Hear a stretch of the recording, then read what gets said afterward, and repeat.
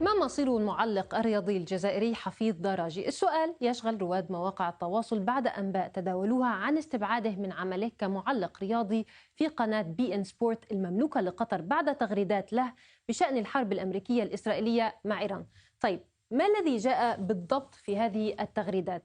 أكثرها إثارة للجدل كان تغريدة يبدو أنها حذفت، لكن طبعا التقطها رواد مواقع التواصل ووسائل الإعلام العربية وأعيد نشرها بكثافة بعد ذلك.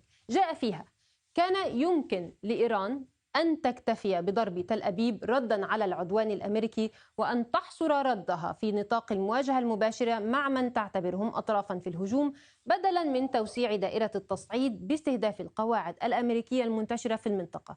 فمثل هذا الخيار كان سيجلب لها التضامن العربي والإسلامي ويجنبها استفزاز جيرانها، ومع ذلك يبقى الوقوف مع إيران ضد العدوان واجب. يقول: بعدها عاصفة من الغضب أطلقتها التغريدة في دول الخليج ولا سيما قطر.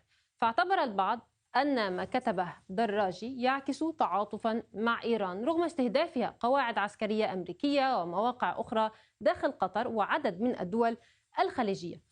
وأتبع دراجي هذه التغريدة بتغريدات أخريات على ما يبدو تداركا للموقف، يقول فيها إن على إيران إيقاف هجماتها على الخليج، وإن ما تقوم به حاليا سيجعلها تخسر الحرب والعرب على حد تعبيره. لكن هذا لم يساهم في إطفاء الغضب على مواقع التواصل والمطالبات بإقالته من منصبه في بي إن سبورت ذات الملكية القطرية.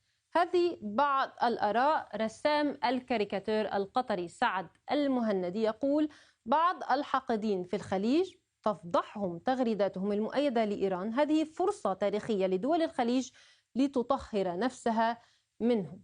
أما عبد العزيز: وقف أنت معاها يا حفيظ، وأصبح وجودك غير مرغوب بيننا.